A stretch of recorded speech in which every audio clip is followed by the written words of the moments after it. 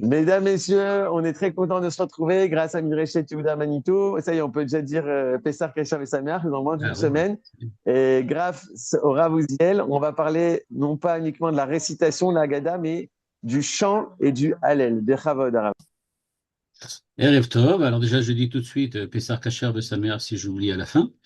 Effectivement, on va parler d'une partie de la Haggadah de Pessar qu'en général, on ne commande pas tellement. On va d'ailleurs peut-être que j'apporterai un élément de réponse pourquoi il y a aussi peu de commentaires sur la fin de la Haggadah. Et pour cela, je vais essayer de montrer qu'il y a quelque chose de très très particulier dans la construction de la Haggadah de Pessah en ce qui concerne la deuxième partie, ce que l'on appelle la deuxième partie, c'est-à-dire la partie qui vient avec le Hallel et à la suite du Hallel.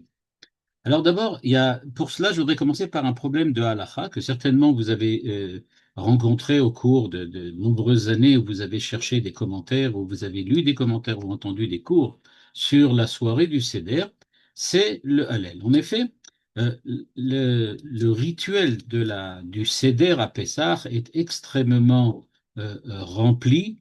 Il y a énormément de mitzvot à accomplir, il y a énormément de choses à accomplir selon un ordre. Seder, ça veut dire l'ordre, un ordre très précis.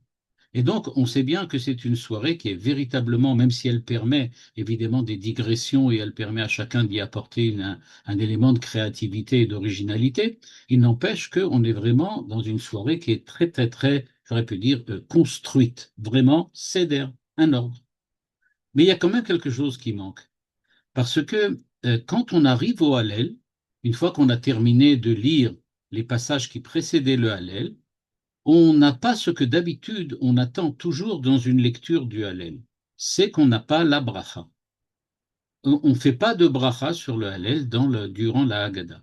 Or, dans une soirée qui est tellement ordonnée par Dieu, si on peut dire, ordonnée dans les deux sens, on a reçu l'ordre de la faire de telle et telle manière, et par ailleurs, elle est ordonnée, seder, comme on l'a dit tout à l'heure. Donc, pourquoi il n'y a-t-il pas de bracha? En général, on répète, on dit toujours une bracha avant le Hallel dans la plupart des fêtes. Et quand on ne le dit pas, en général, c'est considéré comme un Hallel entre guillemets de seconde zone. C'est-à-dire, c'est pas un Hallel d'une grande fête, Rosh Chodesh par exemple, etc. Bien qu'il y ait encore une marloquette entre les Sfaradim, Ashkenazim, il y a ou il n'y a pas Hallel, etc. Et donc, il n'en demeure pas moins que euh, le fait qu'il n'y ait pas de Hallel dans la Haggadah a permis de découvrir, va nous permettre plutôt de découvrir qu'à partir de cette petite remarque, on va découvrir véritablement un monde entier sur la façon d'interpréter la soirée du Seder et la signification que le Seder prend véritablement. En effet, la distinction entre le chant et la récitation, que l'on va voir être la réponse ilchatique des Chachamim, va nous ouvrir véritablement un monde sur la soirée du Seder. On va commencer par le commencement. Rav Hai Gaon, donc à peu près à la fin du premier millénaire, dit qu'il y a une différence entre le Hallel que l'on lit d'habitude et le Hallel que l'on lit à Pessah. Ce n'est pas la même chose. C'est déjà important de savoir que ce n'est pas le même Hallel. En effet, dit Rava Gaon, le Hallel des jours de fête est ce que l'on appelle en hébreu kriya, une lecture, une récitation. Ce sont des lectures instituées. On doit lire le Hallel. Alors on lit le Hallel.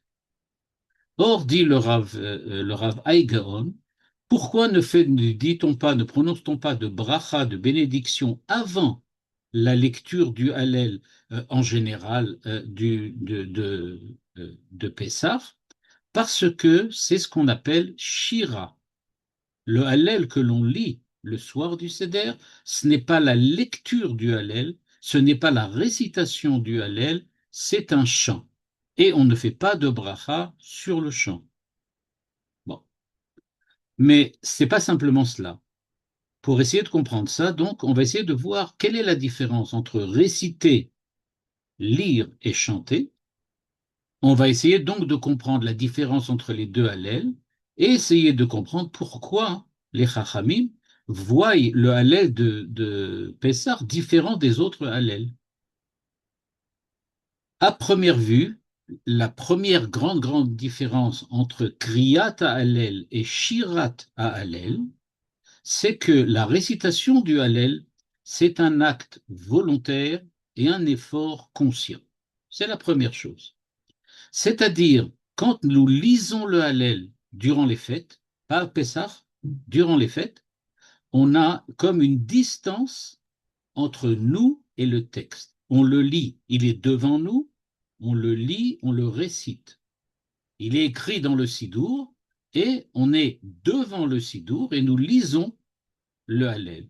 C'est donc aussi une certaine distance qui s'instaure entre notre état présent, l'état dans lequel nous sommes, et ce que nous voulons devenir en lisant le texte du Hallel.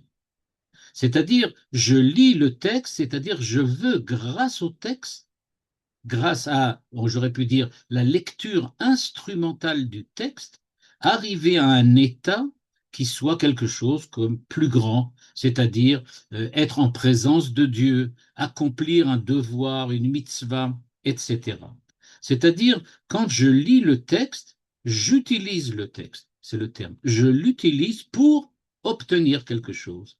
Et donc, on fait les choses dans toute la vie religieuse, et ainsi dans la lecture du Hallel durant les fêtes, on fait les choses pour devenir meilleurs, pour nous transformer, pour, grâce à la mitzvah, qui est un geste extérieur, on va révéler, on va dire, on va obtenir une certaine intériorité.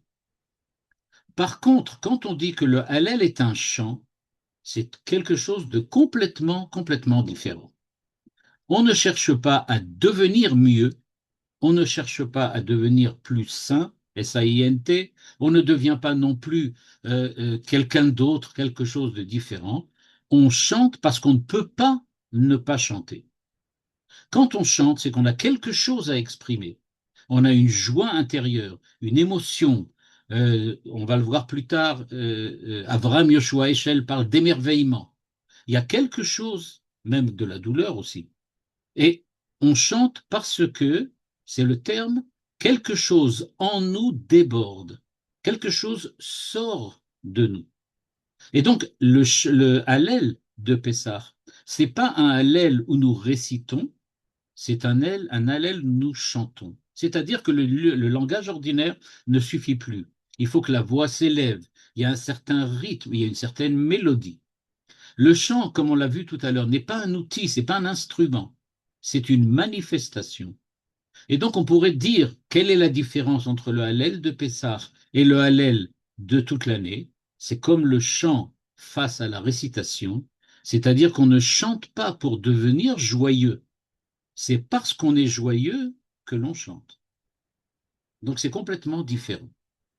Et alors, qu'est-ce que ça veut dire? Eh bien, si le chant est expressif, à ce moment-là, on comprend que la bracha, et c'est ça le chidouche de la halacha du Rab Gaon, la bracha, du point de vue du système de la halacha, sert à introduire l'acte religieux que l'on est en train d'accomplir. C'est-à-dire, avec la bracha, je marque une marque, je crée une marque, je crée un seuil entre le monde profane dans lequel j'étais jusqu'à présent. Je vivais ma vie, le quotidien, j'avais aucun problème. Je vais manger une pomme, je fais une bracha, c'est terminé. Je suis sorti de la vie quotidienne, de la vie profane, et je suis rentré dans la vie de sainteté, dans la vie du sacré. Je dis à Dieu, ou je dis devant Dieu, je vais accomplir quelque chose, Asher kideshanu bemitzvotav. Tu nous as sanctifiés par tes mitzvot. C'est-à-dire la mitzvah que je vais accomplir maintenant me fait opérer une véritable transfiguration entre un état profane et un état de sainteté. Et d'ailleurs, quand on définit on essaye de définir cette sanctification, ça veut dire que on est devenu autre chose. On est dans un état de transformation. Et donc, si le Hallel de Pessah est un chant et pas une récitation, ça veut donc dire qu'il ne nous sanctifie pas, il ne nous améliore pas, il ne nous rend pas différents. il ne nous transforme pas. Alors qu'est-ce qu'il fait? Il révèle. Il révèle que nous sommes déjà dans un état de sainteté. Nous sommes déjà dans un état, pas de sacré, certainement une expression qui déplairait fortement à Emmanuel Lévinas, mais on pourrait dire on est dans une sainteté déjà présente. On ne crée pas une certaine pureté, on arrive à la manifester. On n'ajoute rien à ce qui est déjà, mais on exprime ce qui est déjà là. Et donc, dire la bracha sur le Hallel de Pessah, c'est une contradiction en elle-même. Parce que ça voudrait dire que par la bénédiction, nous allons sanctifier quelque chose, alors que le chant suppose déjà que nous sommes déjà dans un état de sainteté. C'est seulement lui qui demande à être exprimé. Et donc, dit le Rav Luria dans le texte du texte duquel je m'inspire, le Rav Luria nous dit, regardez bien, le Rav Haïgaon nous apprend quelque chose d'énorme. On n'est pas du tout dans la bracha quand on parle du Hallel, parce qu'on n'est pas du tout dans l'état de profane dans lequel quelqu'un est avant de prononcer une bracha. Nous sommes déjà arrivés de l'autre côté. On est déjà dans un état de présence divine avant même de commencer à lire le Hallel. Et donc le Hallel n'exprime pas du tout notre volonté d'entrer dans le monde de Dieu, mais au contraire, elle demande à exprimer le monde de Dieu dans lequel nous sommes déjà présents. C'est complètement différent. Si on regarde par exemple la différence entre Rambam Maïmonide, je suis toujours dans le domaine de la halakha, le Rambam Maïmonide donc et le Ra'avad de Poskier, Avraham ben David de Poskier. Eh bien, tous deux discutent sur savoir essayer de comprendre qu'est-ce que c'est que le Hallel. Eh bien, pour le Rambam, ce qu'il dit, il dit en fait c'est un mitzvah des Rabbanan. Mitzvah des Rabbanan, c'est une mitzvah que les Chachamim ont instituée. C'est-à-dire, c'est un acte de sanctification. Et donc, il devrait avoir une bracha. C'est pour ça que chez les Sfaradim, par exemple, on dit la bracha sur le Hallel, ou on ne dit pas la bracha sur le Hallel, par exemple chez les Ashkenazim, mais inversement. Donc, en tout cas, d'après cette position du Rambam, on dit la bracha sur le Hallel quand on doit effectivement rentrer dans un monde de sainteté. Le Rabbi Avraham ben David de Posker, lui, est pas du tout d'accord. Il nous dit le Hallel, c'est un acte de révélation. Et donc, si pour Maïmonide, l'homme construit sa relation grâce à des actes qui sont à la fois institués, sédères, rationnels, ça veut dire que la Torah, le religieux, c'est un véritable travail, c'est un ouvrage que l'homme accomplit. Pour le Ra'avad, le Hallel nous dit non, il y a un autre ordre, il y a autre chose, il y a un ordre qui n'est pas l'ordre créé par l'homme rationnellement par son esprit, mais il y a la révélation immédiate, le chesed, la hitorut, l'inspiration prophétique peut-être, qui est là et qui nous donc, dans cette vision qui est franchement chassidique, nous propose donc quelque chose de différent. Il n'y a pas besoin de bracha sur le Hallel de Pessah, parce que c'est pas le peuple d'Israël qui parle, c'est pas le peuple d'Israël qui lit, c'est Dieu lui-même qui parle à travers la voix d'Israël. Imaginez maintenant la différence. Le Hallel, c'est Dieu qui parle par notre intermédiaire. Le Dieu qui est en nous, le Dieu auquel nous sommes rattachés avec la dvekut, avec une espèce d'adhésion que l'on a à Dieu. Et c'est lui qui parle, c'est pas nous. Et c'est ça qu'exprime le Hallel de la nuit du Seder. Par contre, durant les fêtes, quand on parle du Hallel, on parle de quelque chose de complètement différent. On parle d'une espèce de sanctification.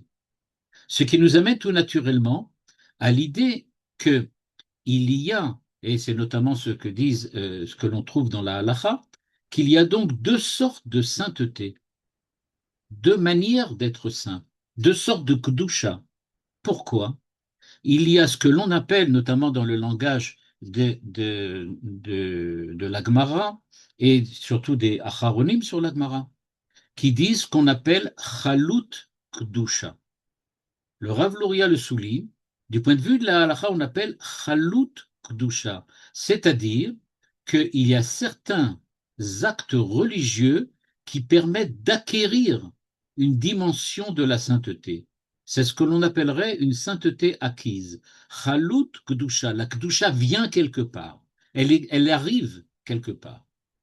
La plupart des actes religieux, donc dit le Rav Luria, relève de la dimension de Chalut Kdusha, la sainteté acquise. On fait revêtir, grâce à l'acte, de sainteté la dimension humaine que nous sommes en train de vivre. On attire sur nous la Kedusha, les tfilines par exemple. Quand on regarde les tfilines, la sainteté est rajoutée, parce qu'au départ, les tfilines, c'est quelque chose de complètement matériel. C'est par l'acte humain, la kavana, le fait de les fabriquer selon ce qu'il faut, qu'ils deviennent, et on y met surtout les parchiotes dedans, qu'on obtient la kedusha. Ça veut dire que, de la même manière, dit le Maharal de Prague, on peut transformer le corps humain et le sanctifier, l'élever, le rendre apte à devenir réceptacle de l'âme, c'est-à-dire réceptacle du divin. Pardon. Peut-être que la Brit Mila aussi relève de cette dimension-là. On reconnaît ici sans problème le fait qu'on peut retrouver une dimension et une logique qui remonte aussi à Rambam et surtout à Aristote. On sait que pour Aristote, tout être possède une puissance qu'il veut actualiser. Et donc c'est vrai que si la graine n'est pas encore l'arbre, mais il va quand même se développer, il va devenir l'arbre. Et donc, nous dit le Rambam, l'homme est en puissance d'être saint. Les mitzvot, ce sont les moyens d'actualiser cette sainteté. La puissance d'être saint, ça ne veut pas dire que je suis déjà saint. Non. Il va falloir que j'attende Chalut Akdusha. Il va falloir que je m'investisse à l'intérieur de l'Akdusha. L'Akdusha va venir sur moi, sur entre guillemets bien évidemment. Et donc, la Torah et les mitzvot sont un ensemble d'outils, de moyens pour permettre à l'homme de devenir ce qu'il doit être. Il doit s'actualiser.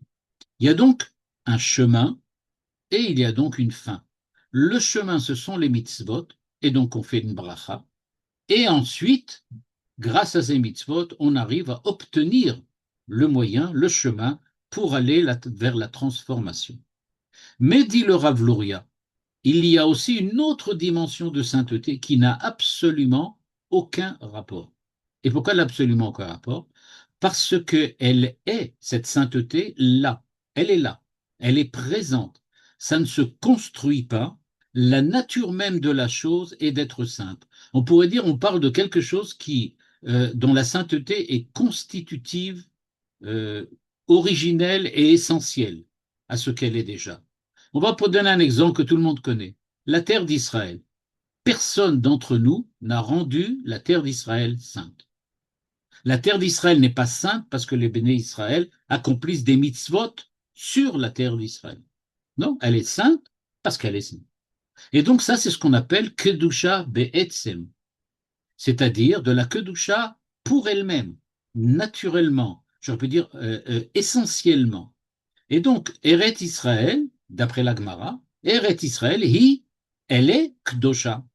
C'est une donnée métaphysique. C'est pas un processus. Elle ne va pas devenir plus ou moins Kdosha. Elle est Kdosha. C'est-à-dire qu'elle relève de la présence divine dans le monde.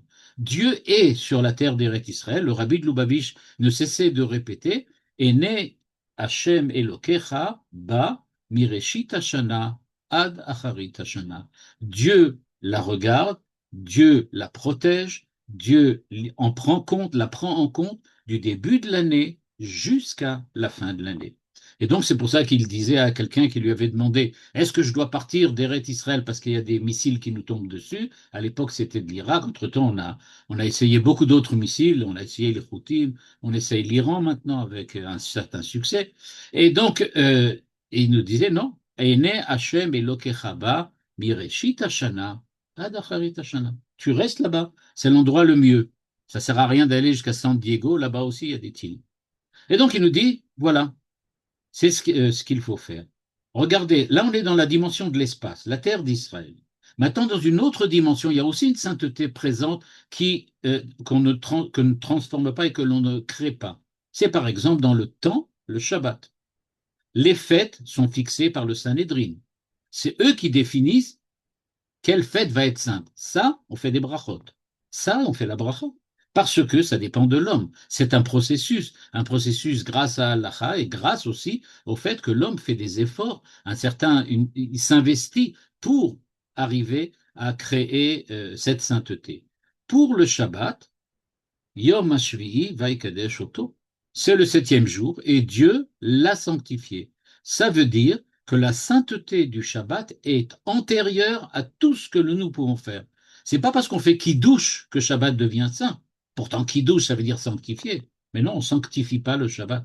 Le Shabbat est saint parce que c'est sa nature, parce que c'est son essence. Son essence est d'être de toute éternité et pour toute éternité entièrement saint.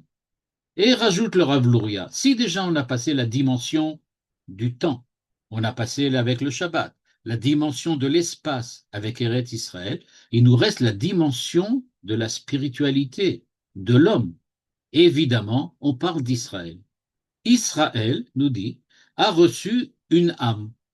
Cette âme, évidemment, on ne peut pas savoir de quoi il s'agit, personne ne l'a vue, personne ne la connaît, personne ne peut la définir, mais il y a quelque chose qui est là et qui est une espèce de sainteté intrinsèque qui se trouve aussi peut-être dans l'humanité tout entière, en tout cas peut-être de la même manière ou de manière différente, c'est sujet à discussion, mais en tout cas, même si les enfants d'Israël n'ont pas accompli les commandements, effectivement, puisqu'ils n'avaient pas encore reçu la Torah avant le Sinaï. Donc, tout Israël avant, quand ils sont sortis d'Égypte, était déjà, d'une certaine façon, relié à Dieu de telle façon qu'on pouvait dire que la présence de Dieu était pas manifeste, mais était présente avec Israël. Pour ceux qui connaissent un petit peu la philosophie, globalement, c'est une thèse qui nous rapproche beaucoup plus du philosophe Platon et nous éloigne beaucoup d'Aristote. Et donc, nous dit Platon, bah, il faut essayer de se ressouvenir de ce que nous connaissions déjà, disons. La connaissance, disait Platon, c'est se ressouvenir. Souvenir, l'âme ne doit pas devenir sainte, elle doit se souvenir de ce qu'elle est. Le Maharal utilise deux termes différents qui sont aussi très intéressants. Il dit il y a la kedusha essentielle et la kedusha par accident. Il appelle les mitzvot par accident. Il veut dire par là que ce n'est pas essentiel. Si tu fais la mitzvah, il y a la kedusha. Si tu ne la fais pas, elle n'est pas là. Et donc cette sainteté acquise grâce aux mitzvot est donc différente de la sainteté essentielle qui, elle, est constitutive et qui appartient vraiment à la chose. L'âme d'Israël, dit le Rav Luria, est en possession d'une sainteté essentielle. Non pas parce qu'elle fait des choses saintes, mais parce que dans sa nature, elle a un rapport et une relation avec Dieu indéfectible. Le Rav Kook, lui aussi, distingue à partir de là deux formes de religiosité. On ne parle plus de l'âme maintenant, mais on va parler de religiosité. Comment être religieux? C'est-à-dire comment accomplir les mitzvot et faire la Torah. Il nous dit que là aussi, on peut trouver une subdivision. Jusqu'à présent, on avait dit que les mitzvot, c'était quelque chose qui nous apportait la kedusha. Maintenant, nous dit le Rav Kook, attention, c'est pas aussi simple que cela. En effet, il y a le fait d'être normatif.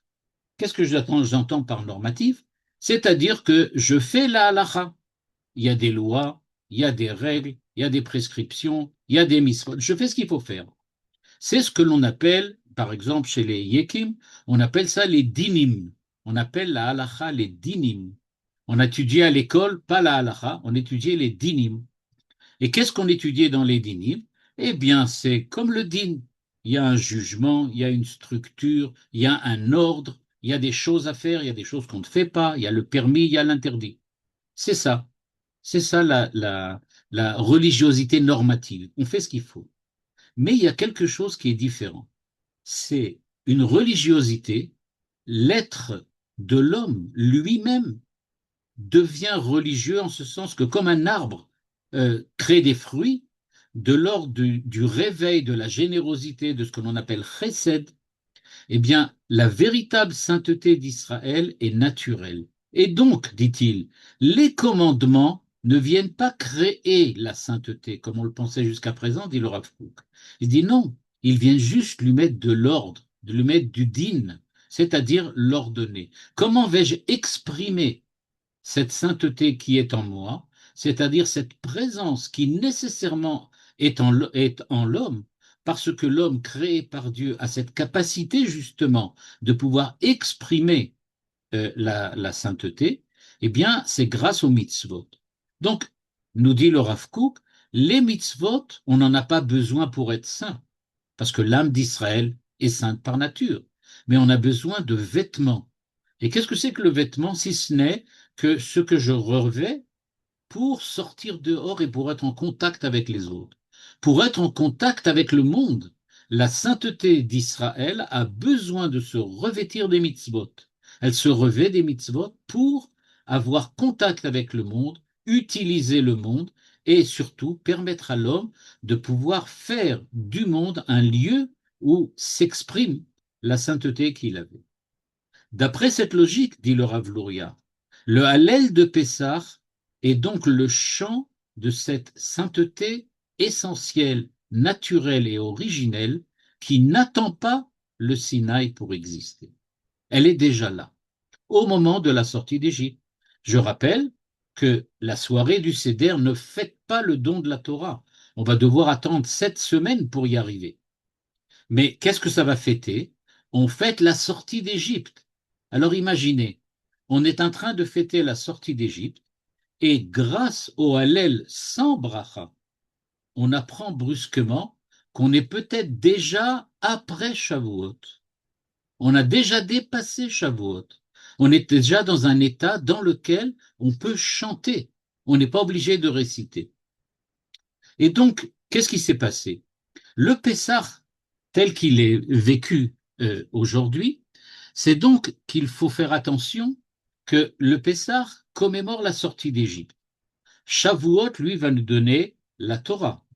Et donc, on pense qu'il y a une transition entre le Pessah et Shavuot. On va petit à petit, vous l'avez certainement entendu dans de très nombreux cours et lu dans de très nombreux livres, qui évidemment ont tous raison, mais qui oublie une petite dimension que le Rav Luria nous révèle aujourd'hui. Elle nous dit, cette dimension, que c'est vrai qu'il y a une transition, et on va petit à petit augmenter, augmenter, se purifier, se purifier, se purifier, jusqu'au moment où on va partir de Pessah pour arriver à Shavuot. Et donc, avant le Sinaï, on n'avait pas encore de commandement, on n'avait pas de mitzvot, il n'y avait pas non plus de halacha. Donc, rien ne pouvait créer de la sainteté acquise. C'est-à-dire, nos mitzvot ne pouvaient pas créer quelque chose, même si on les accomplissait. Or, nous dit le Rav Luria, mais regardez, Az Yashir Moshe ou Bnei Israël et Ashira Azot. Mais comment ils ont pu chanter? D'où venait leur capacité à célébrer Dieu alors qu'ils n'ont fait aucune mitzvot particulière? Ah, ils en ont fait une, deux, trois, ok. Mais est-ce que c'est ça qui suffit pour arriver à chanter quand ils ont vu le miracle du passage de la mer Rouge?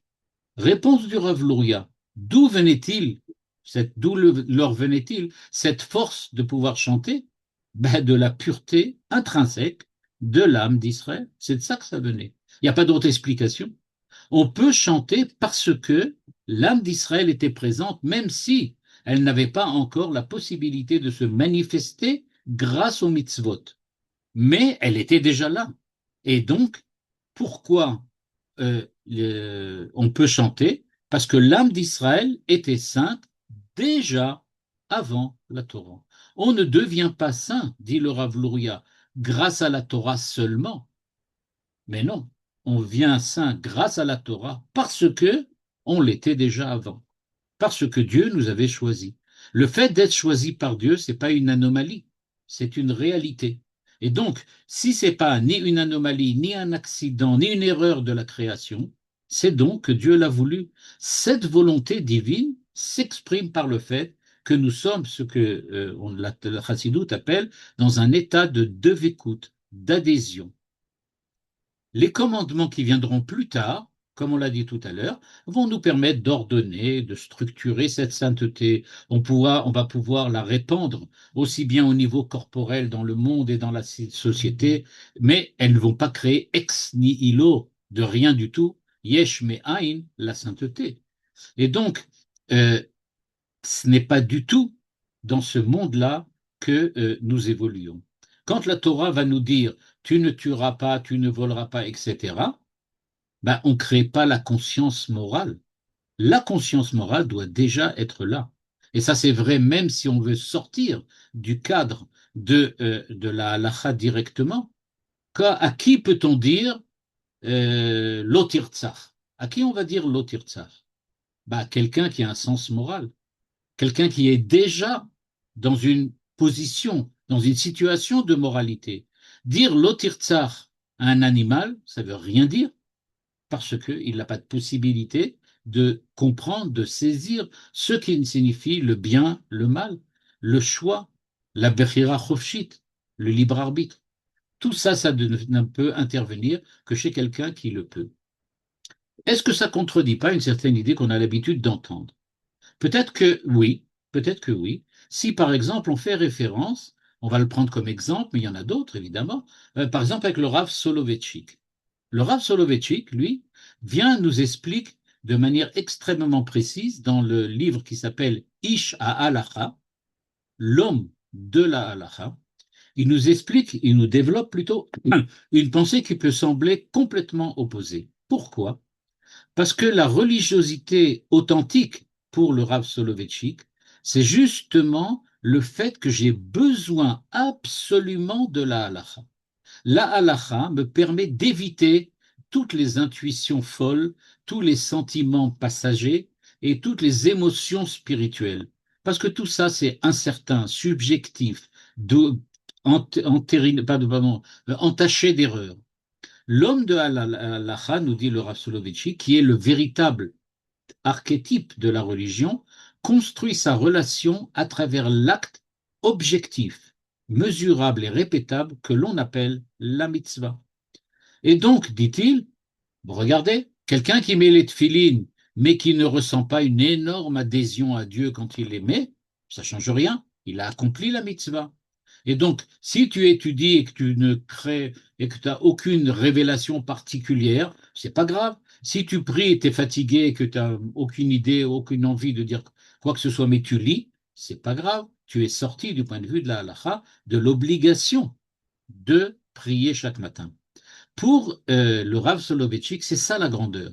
C'est-à-dire qu'on essaie justement d'éviter l'inspiration, on essaye de créer la sainteté par la discipline de la mitzvah, la fidélité à la halacha, l'acte pur qui n'est fait que par la kavana, l'intention de faire une mitzvah, c'est-à-dire un acte qui permet de révéler la sainteté. Et donc, ça semble exactement l'opposé du Rav Luria. En fait, si on pourrait montrer qu'en fait, on ne parle pas de la même chose. Le Rav Soloveitchik parle du quotidien de la vie religieuse. Le quotidien. C'est-à-dire, il nous dit, la soirée de Pessah, c'est une fois par an. C'est une fois par an. C'est-à-dire, dans quel moment on ne lit pas de bracha avant le Hallel, c'est dans le Hallel chanté et non pas récité du soir du Seder. Pourquoi? Parce que dans le quotidien, on ne peut pas se baser sur l'inspiration. On n'est pas des prophètes. On n'arrivera jamais tous les jours, tout le temps, dans tous les cas, à être complètement pris du point de vue de la sainteté grâce aux actes de la halakha. Là, il faut les répétitions, la discipline, le travail sur soi. Le Rav Luria, lui, parle que non. Il y a des moments qui sont rares, très intenses, véritablement fondateurs pour la personne, qui eux sont des moments de grâce, de hitorurut, dans lequel l'homme sent qu'il y a quelque chose qui l'interpelle. Et donc, il y a deux choses de complètement différentes. Il y a ce que l'on appelle keva. Keva, c'est ce qui est fixe, ce qui est véritablement nécessaire et quotidien, et kavana, qui est quelque chose de complètement différent.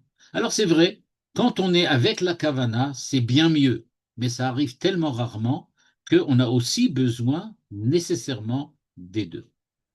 Et donc, maintenant qu'on comprend la différence, on peut se demander alors, mais alors pourquoi la nuit du Seder relève-t-elle de la sainteté essentielle, de la sainteté présente dans l'âme d'Israël, et pas de la sainteté de la mitzvah? Eh bien, tout simplement, maintenant je fais appel à ce que vous avez là aussi lu des centaines de fois, on n'a pas mérité de sortir d'Égypte. En fait, la sortie d'Égypte, c'est pas parce qu'on l'a mérité. La Gemara le dit. Et quelle est la différence entre Israël et les Égyptiens? Ceux-là sont des fauteurs, ceux-là sont des fauteurs. Quelle est la différence? Nous disent les Chachamim dans le Midrash. Il n'y a pas de différence entre eux. Alors, pourquoi et comment on en arrive à sortir d'Égypte? Eh bien, nous dit, c'est Dieu qui les a libérés. C'est Dieu qui nous a sortis d'Égypte. C'est pas nous. Pourquoi? À cause de la promesse qu'il a fait à Abraham, la promesse que ses enfants allaient sortir, et que, malgré l'exil, malgré l'esclavage, malgré l'impureté, leur âme est encore reliée à Dieu, même quand ils sont en Égypte, dans l'état où ils sont. C'est ça justement le concept de la Bechira que Dieu nous a choisi. Donc Dieu n'a pas choisi Israël parce qu'il est le meilleur, il l'a choisi par don, par chesed. Il nous a choisis. C'est comme ça. Il s'est révélé à nous. Et c'est donc à notre réaction, elle est de chanter. Mais c'est donc pas une interpellation. On retrouve cette idée-là aussi, mais je ne vais pas rentrer dans les détails, chez Rosenzweig, qui dit en fait, il y a trois périodes. Dans la première période, on est donné, comme le monde. Le monde est donné, il est créé, c'est une chose. Puis, à l'intérieur de ce monde, a priori sans Dieu, apparaît Dieu grâce à la révélation. Dieu se révèle à nous et nous dit, voilà, je vous aime, je vous choisis, je veux être en contact avec vous. Arrive la Géoula dans laquelle nous avons la force et la capacité de répondre à Dieu et de lui dire, nous sommes prêts, nous aussi, à t'aimer en retour de ce que tu as fait pour nous. Et donc, ce qui s'est passé, c'est ça la structure de Pessah précisément. Dieu a libéré Israël avant de lui donner la Torah.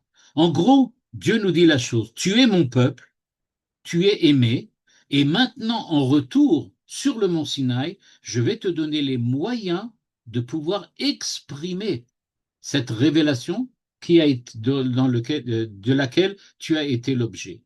Parce que j'ai exprimé mon amour pour Israël, maintenant vous allez exprimer le vôtre. Et c'est cela, le Hallel de Pessah, nous dit le Rav Louria. C'est pas un acte pour mériter d'être aimé par Dieu, c'est notre réponse à ce que Dieu a déjà exprimé en nous faisant sortir d'Égypte. Alors, quelle est la première partie maintenant? Celle que l'on commente sans arrêt, sans arrêt. Ben, la première partie, c'est précisément pour nous expliquer, nous amener petit à petit à l'idée qu'en fait, on a été libéré.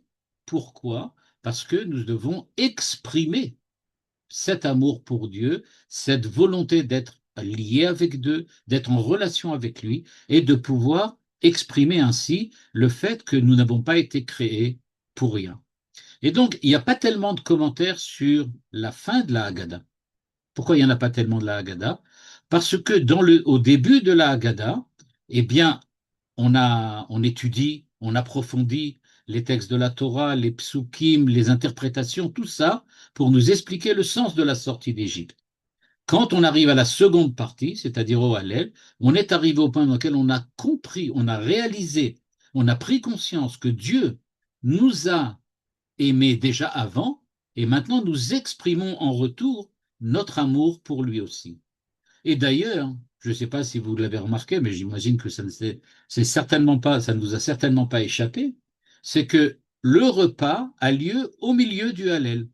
On commence le Hallel, on s'arrête, on mange, et ensuite on continue. Ça veut dire quoi? Ça veut dire que la mitzvah de manger de la matzah à Pessah et tout ce qui l'accompagne, matzah, maror, etc., qui sont les mitzvot essentiels qui ont été donnés dans la Torah elle-même pour nous faire fêter la fête de Pessah. Toutes les mitzvot véritablement appartant, Pessah, matzah ou maror, c'est ça. Eh bien, c'est au milieu du Hallel. C'est-à-dire, qu'est-ce qu'on dit en fait? Nous disons la chose suivante. Toutes ces mitzvot-là, nous sommes conscients qu'elles ne sont là que comme expression du Hallel chanté qui commence avant et qui finit après. En fait, en faisant les mitzvot, Pessah, Matzah ou Maror, on chante, mais d'une autre manière. On chante grâce aux mitzvot de Pessah, nous dit le Rav Luria. Et donc, c'est ça vraiment l'expression, même matérielle, du fait qu'il y a une sainteté essentielle qui est la nôtre et qui nous permet, de ce point de vue-là, d'être dans un état d'élévation, dans un état de chant. Alors, la dernière question auquel on va quand même devoir se mesurer, et qui n'est pas des moindres, c'est de dire, OK, on a fait la distinction entre le chant et la récitation. Très bien. Mais pourquoi on a besoin de distinguer la sainteté acquise de la sainteté essentielle? Donc, on a dit Chaluta Kdusha de Kdusha Mahutit. Donc, pourquoi grâce à la parole? Pourquoi grâce à la parole? Pourquoi pas autrement? On aurait peut-être trouvé une autre mitzvah, une autre manière. En fait, on sait depuis la création du monde que l'homme a été créé Ruach Melmalella, un esprit qui parle. C'est-à-dire qu'un esprit parlant, ça veut dire, Manitou y insistait très souvent, sur le fait que l'homme n'est pas défini par l'intelligence, il est défini par la parole. C'est-à-dire pas par la capacité d'abstraction, mais par ce que l'on appelle la voix, la parole, le dire. Qu'est-ce à dire justement?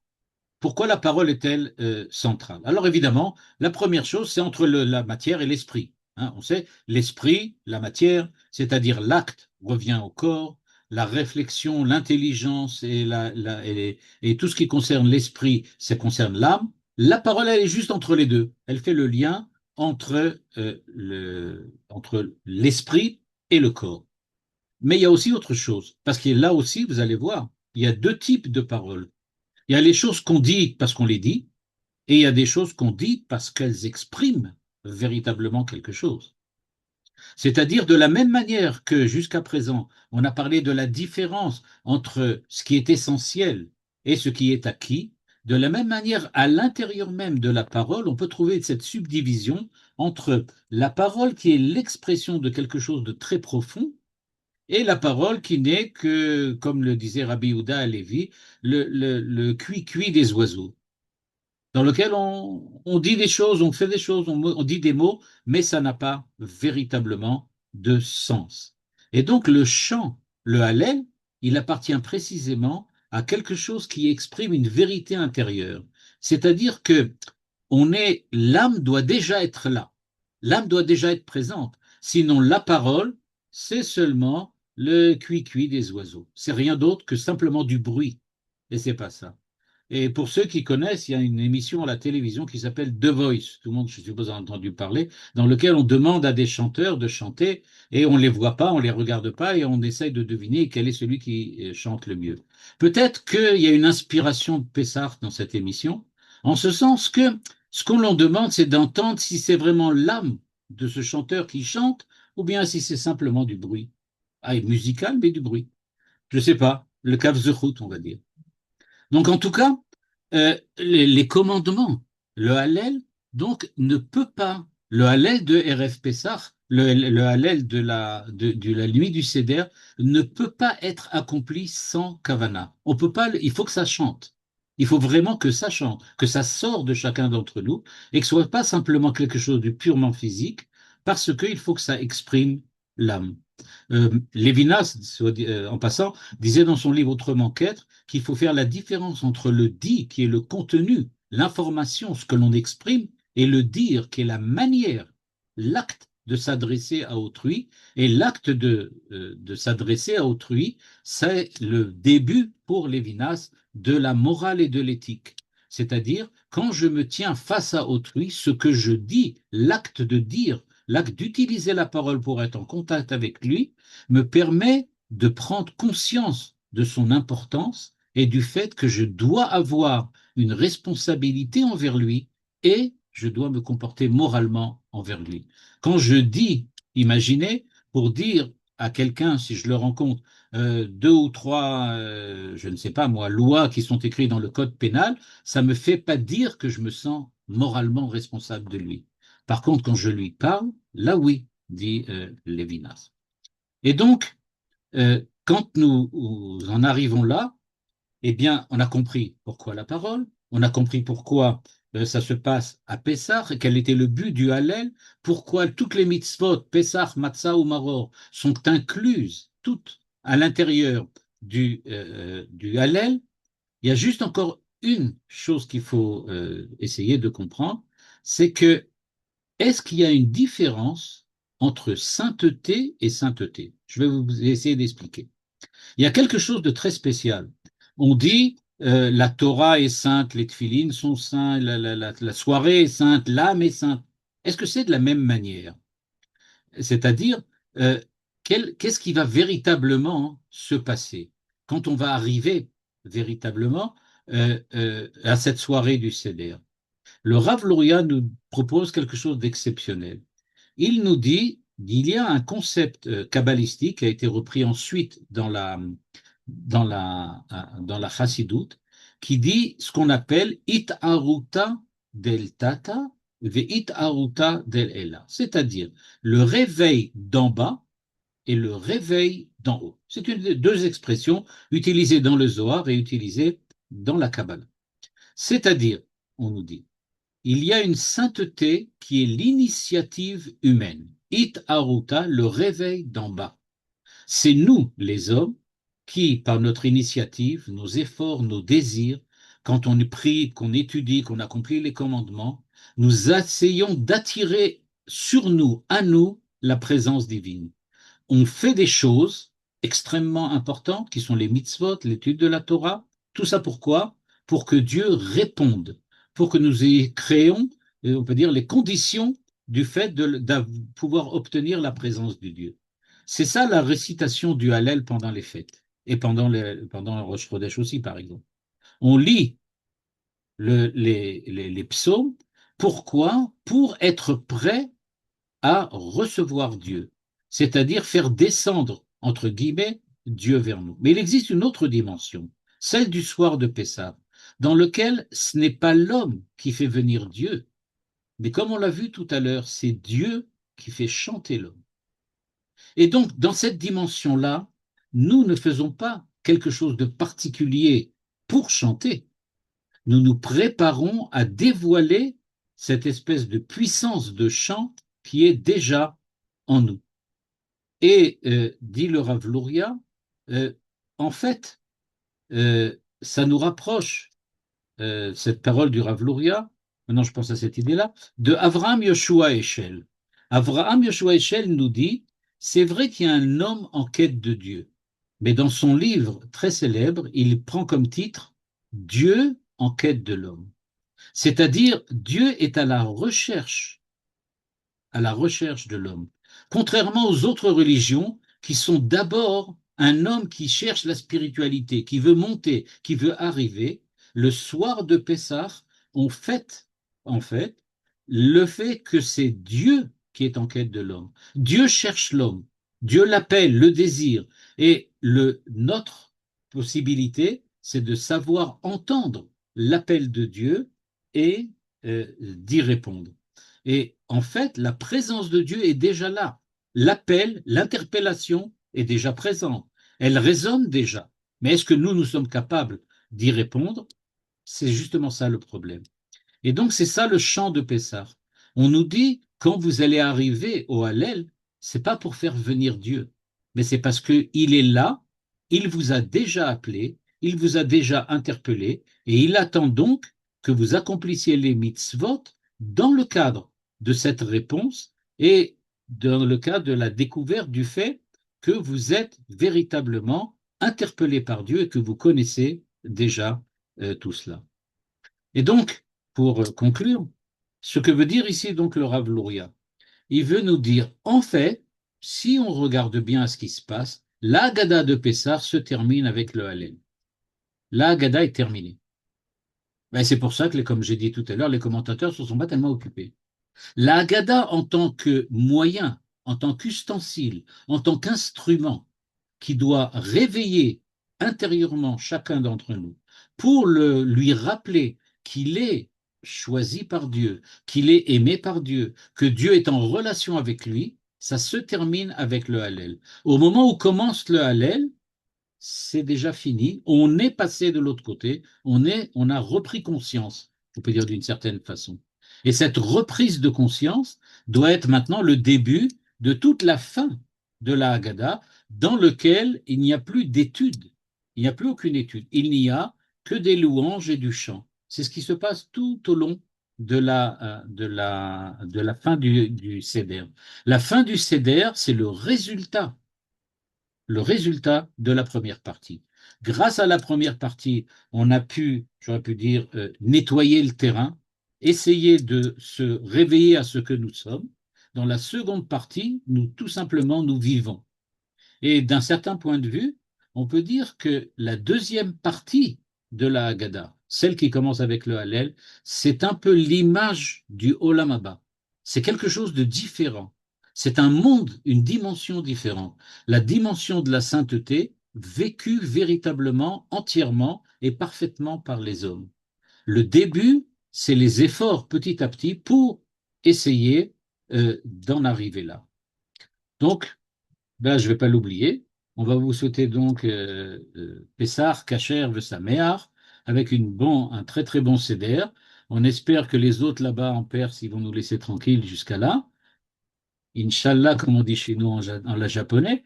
Et donc, Be'ezrat Hashem, que tout le monde ne puisse vivre que des moments heureux et dans un cadre de Kedusha et de Tahara, comme le souhaite le Rav Luria. Amen. Amen. Amen ואמן. Amen. ברכה יפה. יישר כוח הרב. Bakasha, תודה רבה. Merci beaucoup, comme toujours. C'est peut-être pour ça que après le Hallel, on a le Nirtza. Mhm. Et chaque famille a sa manière à elle de chanter. Tout à fait, tout à C'est fait. la spontanéité, mais selon, voilà. C'est- C'est C'est-à-dire que le sens du les Nirtza. intellectuels aiment beaucoup la première partie du CD, hein, parce que voilà, c'est Oui, là qu'on peut oui. s'y mettre, là, on peut réfléchir, il y a des questions, il y a des réponses, tout le monde est heureux. Mais en fait, non, c'est la deuxième partie qui est beaucoup plus importante que la première, d'après le Rav Luria. Et voilà, c'est ce que je voulais vous montrer ce soir. On se lâche. On Voilà, se lâche. on peut dire, on peut enfin se lâcher. On peut enfin se lâcher. Ravosiel, dans certaines communautés, on lit le Shirachirim, Mhm. Ah oui. ce qui Nahon, ajoute j'avais pas à pensé, ce tout à que fait, vous venez de dire. tout Et à le fait, Shirachirim, c'est véritablement le chant des chants, de l'amour exactement. entre Dieu et Israël, etc. Oui, c'est l'amour entre Israël et Dieu. C'est ce que Oui. tous les Chachamim disent, c'est tout à fait. On exprime C'est véritablement l'amour et le fait qu'on est ensemble. Tout à fait. Très très קודש et belle, c'est הקודש, l'archétype très belle étude. du chant. Bakasha. קודש הקודשים. Tiens, Kodesh Kodashim, on dit. On dit que Shira Shirim, c'est Kodesh Kodashim. C'est véritablement le cœur le cœur du Tanar, c'est Shira Shirim. אשרינו. Bezrat Hashem, Bezrat Hashem. Ça m'a fait penser, à la Gemara de Pessarim qui parle de Rizkeya ou qui n'a pas dit le Hallel. Oui. Et Akadosh Baruch Hu n'en a pas fait Mashiach. Donc en Ah, fait, il n'est pas je me arrivé à rappelais ce pas cette niveau. Gemara. Je me rappelais pas cette Gemara. Wow. Il n'est Ouais. pas arrivé à ce niveau du Hallel. Il est resté dans la préparation, les mitzvahs. Et il y a la Gemara de Sanhedrin qui dit, par contre, qu'il a dit le Hallel. Mais qu'il n'a pas dit, en fait, il n'a pas dit la Shira. Elle n'a pas dit la Shira, hein, d'accord. Il a juste fait la mitzvah et il manquait la Shira. Je suis étonné que vous n'ayez pas posé une question. Pardon? Je suis étonné que vous n'ayez pas globalement posé une question. Ah, Parce que vous auriez dû me demander, mais qu'est-ce que la musique a à voir là-dedans? Ah, il n'y a pas de chance en musique. Enfin Oui. bon, ça sera pour l'année prochaine alors. Oh לא, זה רחוק. Il faut laisser quelque chose pour l'année prochaine, un chidouche pour l'année prochaine. Yofi, טוב. donc, Erev Tov תודה et רבה. Shabbat Shalom. אה, שבת שלום, חג שמח. בשורות טובות. בשורות טובות בעזרת השם.